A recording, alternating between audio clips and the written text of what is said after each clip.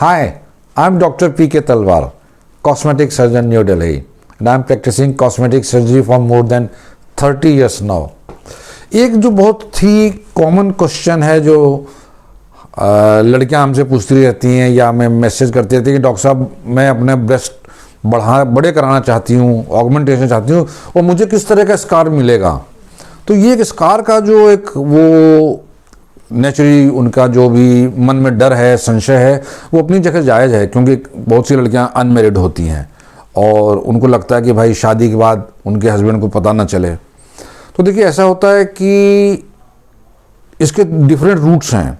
Idea ये है कि इम्प्लांट को हम ब्रेस्ट के नीचे डालें ताकि ब्रेस्ट जो उभर के सामने आ जाए।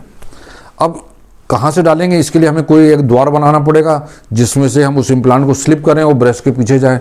तो पहला जो रास्ता है वो ये है कि हम निपल इरेगुलर जंक्शन पे यहाँ पे हल्का सा कट लेते हैं और वहाँ से हम पॉकेट बनाते हैं नीचे तक और फिर हम ब्रेस्ट के पीछे जाके उस इम्प्लांट को स्लिप कर देते हैं। यहाँ पे जो स्कार बनता है ये बहुत ही कम दिखाई देता है क्योंकि ये निपल एरिया के जंक्शन पे रहता है, इसलिए कई बार इसके पता भी नहीं चलता है कि सर्जरी कराई गई है। अब हर प्रोसीजर के अपने फ़ायदे नुकसान है, वो दूसरी बात है, लेकिन ये जो स्कार है ये आप कह सकते हैं यहाँ पे ना के बराबर पता चलता है। दूसरा जो रूट है वो है कि ब्रेस्ट के नीचे जो है सल्कस में, इंफ्रामेमरी सल्कस में हम लोग कट लेते हैं। यहाँ से हम इस ब्रेस्ट को उठा देते हैं और फिर इम्प्लांट को ब्रेस्ट के नीचे या मसल के नीचे डाल दिया जाता है। ये दुनिया में ये सबसे कॉमन प्रोसीजर है, सबसे एक्सेप्टेबल भी है।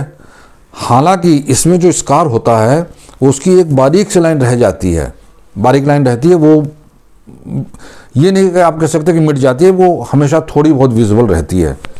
कुंवारी लड़कियों में ये जो है शायद उनको कराने में हिचकिचाहट हो इसकी।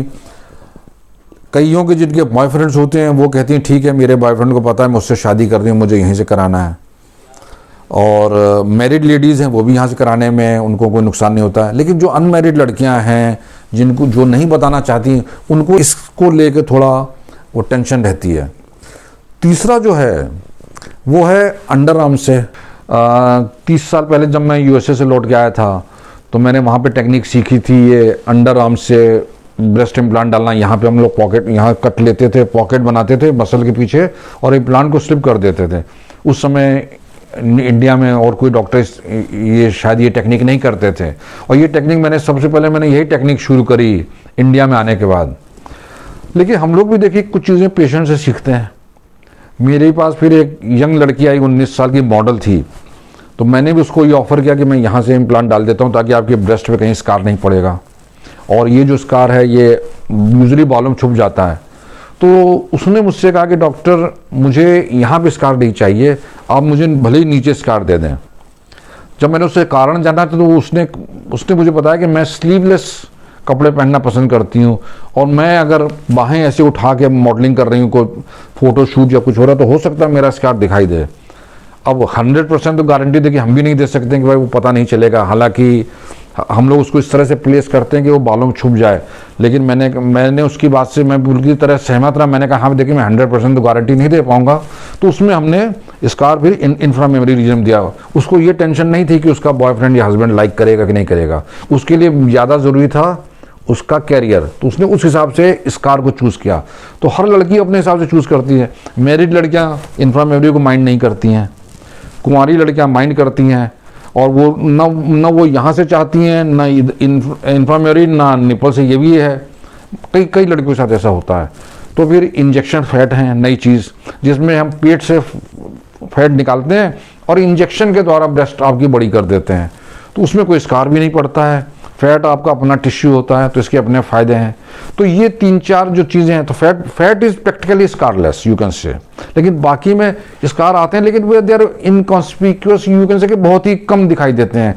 यहाँ पे भी यूजुअली बालों में छुप जाते हैं, निपल एरिया जंक्शन पे भी बॉर्डर पे रहते हैं तो पता नहीं चलता, यहाँ हल्का पता चलता है। लेकिन मैंने कहा कि जो मैरिड वीमेन है वो यहाँ करा लेती है, उनको कोई दिक्कत नहीं आती है।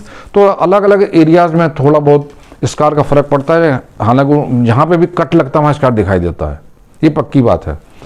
और इंजेक्शन फैट में प्रैक्टिकली कोई स्कार नहीं आता, तो इसलिए अनमैरिड लड़कियों में आजकल इसकी क्रेज़ ज़्यादा बढ़ रही है, जो breast augmentation by fat injection. तो ये एक बेसिक चीज़ मैं आपसे बताना चाहता था कि लड़कियां हमें पूछती स्कार किस तरह का आएगा, तो मैंने इसलिए सोचा कि आज सारी टेक्निक्स के बारे में उनको एक ब्रीफ आइडिया दे दूं कि किस में किस तरह का स्कार आएगा, और मुझे उम्मीद है कि शायद उनकी जो भी मन में शंकाएं थी उसका समाधान हो गया होगा।